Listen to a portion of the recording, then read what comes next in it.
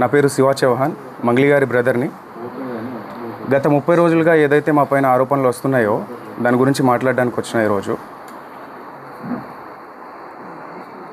ప్రతి సంవత్సరం సీతారాముల వారి కళ్యాణం కావచ్చు, ఏదైనా కూడా మేము కట్టించిన ఆంజనేయ స్వామి దేవాలయం ఏదైతే ఉందో దాని పరంగా నేను ఎవ్రీ ఇయర్ 1 మంత్ ముందే వెళ్ళి నేను టెంపుల్స్ విజిట్ చేయడం జరుగుతుంది.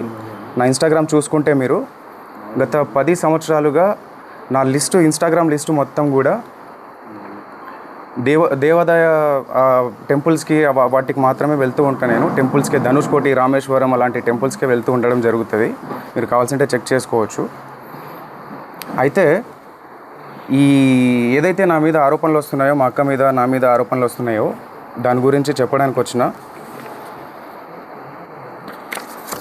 ఈ ఫోటో గురించి చాలామందికి చాలా డౌట్లు రకరకాలుగా వస్తున్నాయి. మా మీద నింద మోపడానికి చాలా కుట్ర పన్నుతున్నారు.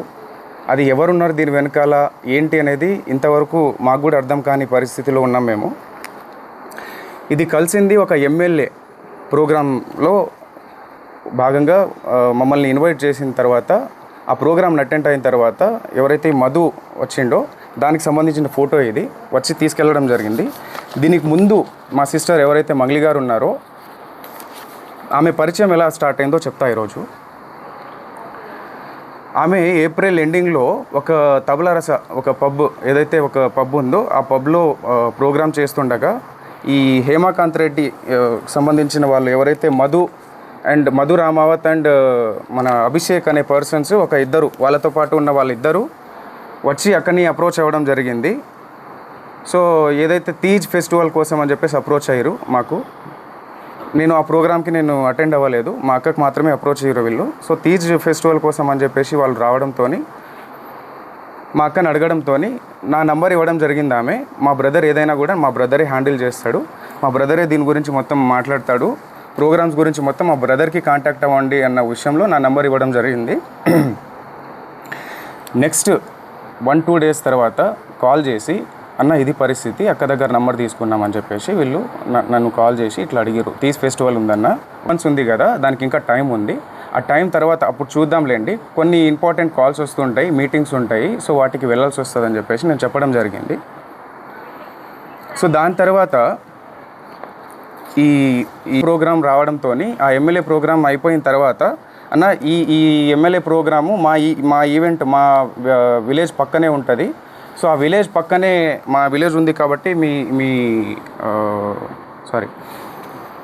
ఏదైతే ఆ ప్రోగ్రాం తర్వాత ఈయన వచ్చి మా దగ్గరకు వచ్చి, మా విలేజ్ పక్కనే ఉంటుందన్న, వచ్చి మా దగ్గర భోంచేసి వెళ్ళండి ప్లీజ్, దయచేసి రావాల్సిందిగా కోరుతున్నామని చెప్పేసి, అక్క అంటే మాకు చాలా అభిమానము, ఇష్టము, మా విలేజ్కి వస్తే బాగుంటుందని చెప్పేసి సో పిలిచి మమ్మల్ని ఇన్వైట్ చేసి వెళ్ళడం జరిగింది. ఎందుకు వెళ్ళామంటే ఆ టైంలో చాలా ఓవర్ టైం అయిపోయింది, 12 o'clock అయిపోయింది. ఆ 12 o'clock తర్వాత ఈయన వచ్చి నేను డిన్నర్ అరేంజ్ చేసిన రండి అని చెప్పేసి పిలవడంతో, మా కమ్యూనిటీ కదా అని చెప్పేసి ఆ ఉద్దేశంతో ప్రోగ్రామ్స్ ఉన్నాయని చెప్పి మమ్మల్ని పిలవడంతో మేము వెళ్ళడం జరిగింది.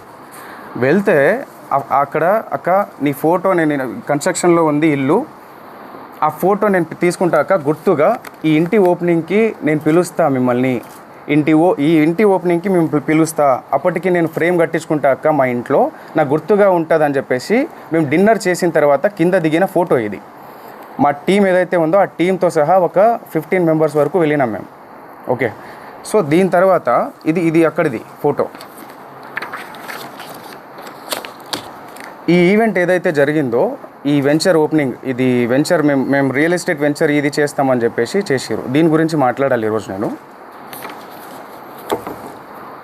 నేను ఈ వెంచర్ ఆఫీస్కి ఓపెనింగ్కి ఎందుకు వెళ్ళడం జరిగిందంటే, నాకు కాల్ చేయడం జరిగింది, అన్న అక్కకి మేము ఇన్వైట్ చేద్దాం అనుకుంటున్నాము, మేము ఈ రియల్ ఎస్టేట్ ఆఫీస్ ఓపెనింగ్కి అక్కకి ఇన్వైట్ చేద్దాం అనుకుంటున్నాము, సో అక్క రావాలన్నా అని చెప్పేసి నన్ను పిలిచిరు, అంటే నాకు అప్రోచ్ అయ్యారు. లేదన్నా ఈ వెంచర్ ఓపెన్లకి అక్క రాదు, ఎక్కడ కూడా మీరు చూసిండొచ్చు, ఎక్కడ కూడా అక్క ఈ వెంచర్ ఓపెనింగ్లకి దీనికి వెళ్ళదు అని చెప్పేసి అంటే, లేదన్నా కంపల్సరీ రావాలి, ఎట్లన్నా రావాలన్నా అంటే, లేదు అని చెప్పేసి అక్కను కూడా అప్రోచ్ అయ్యారు. అక్క మీరు కంపల్సరీ రావాలక్క దీనికి అని చెప్పేసి. సో అక్క నేను ఇలాంటి వాటికి రాండ్రా, ఏమన్నా ఉన్నా కూడా సరేలే తర్వాత మాట్లాడదాంలే అని చెప్పేసి లైట్ తీసుకుంది. మళ్ళీ ఫాలోఅప్ చేసుకొని అక్క రావాలక్క అని చెప్పేసి జూన్ 9న ఇది జూన్ 9న చేసుకున్న ఒక ఈ ఆఫీస్ ఓపెనింగ్కి నన్ను ఇన్వైట్ చేయడం జరిగింది. అంటే నువ్వన్నా రా అన్న, మాకు కొంచెం హెల్ప్ఫుల్ ఉంటుంది, నా బిజినెస్కి కొంచెం గ్రోత్ ఉంటుంది, నువ్వు వస్తే నేను కొంచెం చెప్పుకుంటా అన్నట్టు నన్ను పిలవడం జరిగింది. ఆ రోజు నాకు ఫీవర్లో కూడా నేను కార్ పంపిస్తా అన్నా నీకు అని చెప్పేసి అంటే, నేను రాలేను నాకు ఫీవర్గా ఉందంటే నేను కార్ పంపిస్తా అన్నాడు. కార్ పంపించి నన్ను తీసుకెళ్ళి అక్కడ ఆఫీస్లో ఈ ఫోటోలు దిగడం జరిగింది. అక్కడ ఎవరెవరు ఉన్నారు, ఎక్కడి నుంచి వచ్చారు, వాళ్ళంతా ఏంటి అని చెప్పేసి నాకు తెలియదు. ఓన్లీ అది ఒక జిఎన్ఐ ఆఫీస్, ఏదో జిఎన్ ఆఫీస్ అని చెప్పేసి ఓపెనింగ్కి మాత్రమే పిలిచిరు నన్ను. జూన్ 9న అక్కడ ఫొటోస్ దిగినాం, అంతా అయిపోయింది. దాని తర్వాత ఈవినింగ్ టైంలో నేను రిటర్న్ రావాలి అనుకొని, నాకు తొందరగా వెళ్ళాలి, నేను జూన్ 10న అక్క బర్త్డే ఉంది కాబట్టి రేపు నాకు బర్త్డే ఉంది అక్కది, ఆ పనులన్నీ నేను చూసుకోవాలా, పైగా నాకు ఫీవర్ ఉంది, నాకు చాలా ఇదిగా ఉంది, వెళ్ళాలి అంటే సరే అని చెప్పేసి ముగ్గురు వ్యక్తులతో నన్ను డ్రాప్ చేయడం జరిగింది. వీళ్ళు కూడా వచ్చారు ఆ రోజు జూన్ 9న నైట్ టైంలో. చాలా లేట్ అవ్వడం జరిగింది ఆ రోజు ఈవినింగ్, లాంగ్ కాబట్టి మేము ఉండే ఏరియా నుంచి వీళ్ళ ఏరియాకి, మల్లేపల్లి గ్రామానికి, సో ఈ ఆఫీస్కి. సో వీళ్ళు ఎవరైతే నా మీద ఈ పర్సన్ ఎవరైతే నా మీద మొన్న చెప్పడం జరిగింది, వీళ్ళు ఎవరో కూడా నాకు తెలియదు, జస్ట్ డ్రైవర్లుగా వచ్చిర్రు, వెనకాల నన్ను వదలడానికి వచ్చిర్రు. వీళ్ళు వచ్చి నా దగ్గర ఫోటో తీసుకున్న ఫోటో ఇది, మా ఇల్లు బ్యాక్గ్రౌండ్లో, ఇది మా ఇల్లు బ్యాక్గ్రౌండ్, ఇక్కడ ఆఫీస్, ఏదో బ్యాక్గ్రౌండ్లో ఒక ఆఫీస్ ఉంటుంది. సో ఇంటి దగ్గర దిగిన ఫోటోని ఈరోజు ఇన్ని లక్షలు ఇచ్చాము, అన్ని లక్షలు ఇచ్చాము అని చెప్పేసి అబద్ధాల ప్రచారం చేస్తున్నారు ఈరోజు. సో దయచేసి గమనించాలి మీరు, ఇది అక్కడ జరిగిన విషయం. దాని తర్వాత మేలో ఏదైతే ఎమ్మెల్యే ఫంక్షన్ తర్వాత మేలో మేము ఆ ఇంటికి వెళ్ళి వచ్చిన తర్వాత ఒక 10-15 డేస్ తర్వాత నాకు కాల్ చేసి, అన్న ఆఫీస్ ఓపెనింగ్ అని చెప్పేసి ఏదైతే చెప్పిండో ఆయన, ఆఫీస్ ఓపెనింగ్కి వెళ్ళడం జరిగింది నేను. ఓకే, ఆఫీస్ ఓపెనింగ్కి వెళ్ళక ముందే నాకు ఆఫీస్ వెంచర్ ఇట్లా మేము ఇది చేస్తున్నామన్నా, మాకు రియల్ ఎస్టేట్ ఆఫీస్ ఇట్లా పెట్టాలనుకుంటున్నాము, సిటీలో పెట్టాలనుకుంటున్నాము, సిటీలో ప్లస్ మేము మల్లేపల్లి దీంట్లో కూడా పెట్టాము, దానికి కంపల్సరీ అక్కని ఇన్వైట్ చేస్తామని చెప్పేసి ఏదైతే ఈ ఆఫీస్కి నన్ను ఇన్వైట్ చేసిరో దానికి ముందే విషయం ఎక్కడ, వీళ్ళ పరిచయం మాకు గట్టిగా ఏర్పడింది ఎక్కడ అంటే, ఈ ఆఫీస్కి ముందు నాతో మాట్లాడేటప్పుడు అన్న ఆఫీస్ వెంచర్ ఓపెనింగ్ అని చెప్పేసి మేము ఆ సంబంధించిన ఈ ఏదైతే ఆఫీస్ ఉందో రియల్ ఎస్టేట్ ఆఫీసు, ఇదే ఆఫీసు హైదరాబాద్లో కూడా ఓపెన్ చేద్దాం అనుకుంటున్నామని చెప్పేసి ముందే చెప్పారు నాకు. దీనికి రావాలి మీ అక్క, లేదంటే అక్కడ హైదరాబాద్లో అన్న రావాలి అని చెప్పేసి అన్నారు. సో అలా అనడంతో నేను మా ఆఫీస్ ఏదైతే ఆఫీస్ పర్పస్ పెట్టుకుంటామన్న దాని మీద వాసవి అని చెప్పేసి మా ఫ్లాట్ ఉంటుంది, ఆ ఫ్లాట్ని అమ్మడానికి అని చెప్పేసి మేము ఎప్పటి నుంచో సేల్లో పెట్టినాం, అది 1 year బిఫోర్. సో వీళ్ళు ఏంటి ఆఫీస్ పర్పస్ మాకు కావాలి అని చెప్పేసి వెతుకుతున్నారు కదా అన్న ఉద్దేశంతో మేము ఒకసారి ఫ్లాట్ చూడండి, మీకు నచ్చితే తీసుకోండి అని చెప్పడం జరిగింది. ఓకే, సో దాని తర్వాత చూస్తామన్నా అని చెప్పేసి వచ్చి విజిట్ చేసిన తర్వాత మే 25th 26th మే 25th వీళ్ళు ఎమ్మెల్యే పార్టీ తర్వాత వీళ్ళు వచ్చి నన్ను అప్రోచ్ అయ్యి ఇది అన్న పరిస్థితి అని చెప్పేసి మాట్లాడడం జరిగింది. ఫ్లాట్ చూపించిన తర్వాత చూసుకున్న తర్వాత మాకు నచ్చిందన్న తీసుకుంటామని చెప్పేసి ఆ రోజు మే 25th కావచ్చు 6th కావచ్చు, డేట్ ప్రాపర్గా తెలియదు నాకు. సో ఆ టైంలో వీళ్ళు వచ్చి మీ ఫ్లాట్ తీసుకుంటామని చెప్పేసి సమ్ అమౌంట్ అడ్వాన్స్గా మాకు పంపించడం జరిగింది. అక్కడ జరిగిన ఏదైతే అటాచ్మెంట్ మా ఫ్లాట్ సేల్ చేయాలని చెప్పేసి మేము అనుకున్న దాని తర్వాతనే ఈ అటాచ్మెంట్ నాకు మధుకి ఏర్పడింది. అక్కకి ఎలాంటి సంబంధం లేదు, అక్క ఫోటో ఒకటి మాత్రమే ఉంటుంది, అది కూడా ఇక్కడ బర్త్డే ఫంక్షన్లో కూడా కలవలేదు, తర్వాత ఏదో. ఓకే, సో ఆ వాసవి ఏదైతే ఉందో ఆ వాసవిలో ఉన్న అగ్రిమెంట్ పరంగా మాత్రమే మాకు పరిచయం, అంతవరకు మాత్రమే. వీళ్ళు జూన్ 9న వాళ్ళ ఆఫీస్కి వెళ్ళి రిటర్న్ అయిన తర్వాత జూన్ 10th నేను కూడా వస్తా అన్నా అంటే సర్లే అన్న చూద్దాంలే అని చెప్పేసి చెప్పడం జరిగింది. జూన్ 10th ఏదైతే బర్త్డే పార్టీలో వాళ్ళు కనిపించారో ఆ విజువల్స్ అది కూడా 12 o'clock వచ్చారు వాళ్ళు. 12 o'clock వచ్చిన తర్వాత ఎస్ఓటీ ఎవరైతే వచ్చారో దాని తర్వాత వాళ్ళు వెళ్ళిపోయారు, కలవలేదు, ఫోటోలు కూడా తీసుకోలేదు ఆ రోజు. అయితే హేమకాంత్ రెడ్డి గురించి చెప్పాలి నేను. శివకు కూడా తెలియదు అక్కడ పోయింది, సస్పెన్స్లో పోతున్నారని చెప్పేసి అనమాట. తర్వాత అసలు డబ్బులు ఎందుకు ఇచ్చారు ఫస్ట్? ఆ కేసులలో ఆ ఎఫ్ఐఆర్ ఫైల్ అయిన దాంట్లో మా పేర్లు ఒక్కటి, నా పేరు కావచ్చు, మా అక్క పేరు కావచ్చు, ఎక్కడ కూడా మా పేర్లు లేవు. మేము ఎక్కడ తప్పు చేసినట్టు మీరు ఎక్కడైనా నిరూపించండి, మేము కంపల్సరీగా ఎక్కడైనా రావడానికి సిద్ధంగా ఉన్నాం. బాధితుల పక్షాన మేము నిలబడడానికి సిద్ధంగా ఉన్నాము. కంపల్సరీగా ఇదైతే గట్టిగా చెప్తా.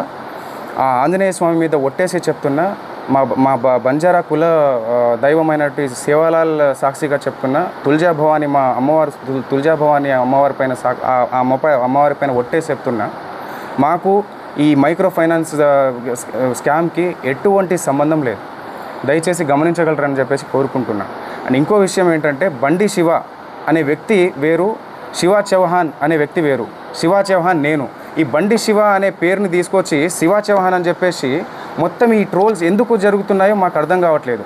ప్రతి వీడియో పోయినా మా అక్క ఫోటో పెట్టి ఇది చేస్తున్నారు. ప్రధాన నిందితున్న నేనని చెప్పేసి వచ్చిన ఆరోపణ ఏదైతే ఉందో ఈరోజు మంగ్లీ పైన అటాక్గా మారిపోయింది. దీని వెనకాల ఎవరున్నారు ఏంటి అని చెప్పేసి వాస్తవాలు ముందు అది తెలియాల్సిన విషయం. అది డిపార్ట్మెంట్ ముందు పెడుతుంది. ప్రతి ఒక్కరిని శిక్షించాలి, బాధితులకి న్యాయం జరగాలని చెప్పేసి కోరుకుంటున్నాను.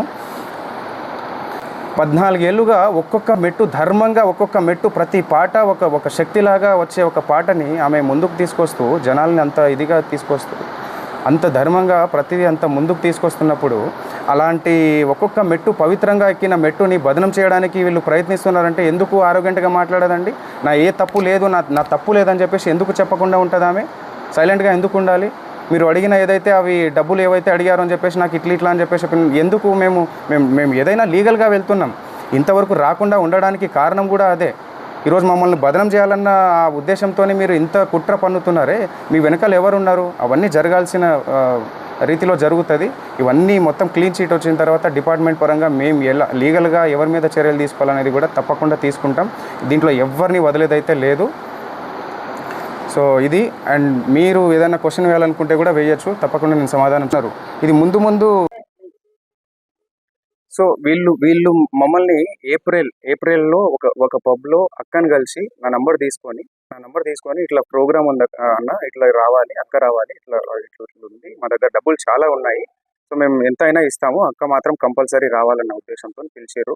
సరే చూద్దామన్న అన్న ఉద్దేశంతో చెప్పినాను. తర్వాత వెంటనే ఒక 1 మంత్ తర్వాత ఈ మన ఎమ్మెల్యే ప్రోగ్రామ్ జరిగింది. ఆ ఎమ్మెల్యే ప్రోగ్రాంలో వీళ్ళు నా పక్కనే ఉంది మా విలేజ్, అక్కడ మిర్యాలగూడ నుంచి పక్కనే మాకు. సో మీరు రావాల్సిందే అన్న కంపల్సరీగా, డిన్నర్ అరేంజ్ చేసిన నేను, అక్కని తీసుకురా అన్న, అది ఇది అని చెప్పేసి వాళ్ళు రిక్వెస్ట్ చేసి, దాని తర్వాత కూడా అక్క ప్లీజ్ అక్క ఒక్కసారి రాక, నాకు కొంచెం హెల్ప్ఫుల్గా ఉంటుంది అక్క, నువ్వు వస్తే నాకు బిజినెస్ కొంచెం నాకు రన్ అవుతుంది అక్క అన్న ఉద్దేశంతో పిలిచారు. సో సర్లే అని చెప్పేసి, ఎలాగో ప్రోగ్రామ్ వీళ్ళు ఇస్తారు కదా అన్న ఉద్దేశంతో దారిలోనే వెళ్తాం. అక్క ఆ దారి నుంచి ఇట్లా ఆ దారిలో వెళ్ళే దారిలోనే మా ఇల్లు ఉంటుంది. సో ఆ ఇల్లు ఏదైతే ఉందో అది కన్స్ట్రక్షన్లో ఉంది కాబట్టి అది వెళ్ళడం జరిగింది. మేము డిన్నర్ అని చెప్పేసి చెప్పిండు కదా అని మా టీంతో వెళ్ళాం. మా టీంతో వెళ్ళి మేము డిన్నర్ చేసాం. అక్కడ అందరు చేసి కింద వచ్చిన తర్వాత అక్క గుర్తుగా ఉంటుంది అన్న ఉద్దేశంతో ఒక ఫోటో దిగిరు వాళ్ళు.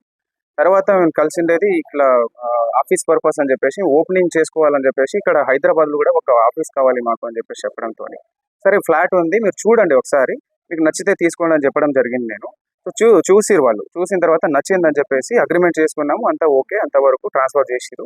దాని తర్వాత అది అప్పటి నుంచి ఏర్పడిన పరిచయం ఇది. ఆ ఉద్దేశంతోనే నేను కూడా వాళ్ళ ఆఫీస్కి వెళ్ళడం జరిగింది. అక్కని పిలిస్తే లేదు అని చెప్పేసి నేను వెళ్ళడం జరిగింది. నేను రాలేను, కావాలంటే తమ్ముని తీసుకెళ్ళాలంటే నేను వెళ్ళిన. సో వెళ్ళిన తర్వాత ఈ ఆఫీస్లో ఎవరెవరైతే ఉన్నారో మనకు తెలియని వాళ్ళంతా. సో మధు అనేటోడు పిలిచిండు కాబట్టి అక్కడ వరకు నేను నార్మల్గా వెళ్ళి ఫోటో దిగేసి వచ్చేసిన. ఆయనే కారు పంపించిండు, ఆయన్ని రిటర్న్ నన్ను డ్రాప్ చేసిండు. నాతో పాటు ఇద్దరు వచ్చిర్రు, ఏవైతే నా మీద ఆరోపణలు చేస్తున్నారో, ఇట్లా డబ్బులు ఇచ్చిన, సమ్ అమౌంట్ ఇచ్చిన, క్యాష్ ఇచ్చిన అని చెప్పేసి, అవన్నీ అవాస్తవాలు.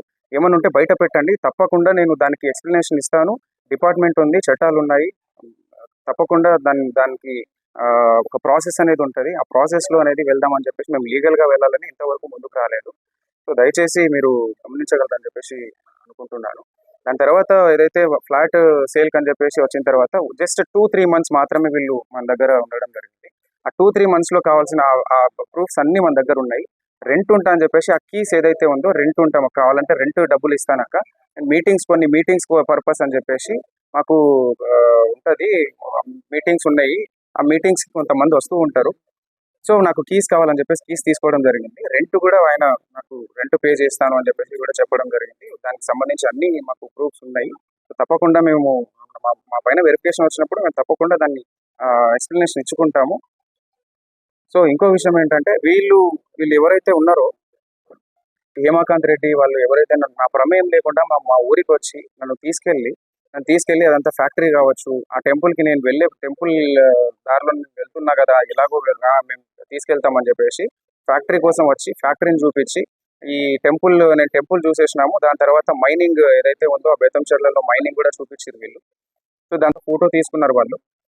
మా పేర్లు కూడా ఎక్కడ వాడి డబ్బులు తీసుకున్నది కూడా మీరు హేమాకాంత్ రెడ్డి చెప్పినట్టుగా ఎక్కడ కూడా తీసుకున్నట్టు లేదు. అంటే వాళ్ళకి ముందే మేము డబ్బులు ఇచ్చేసినామంటారు.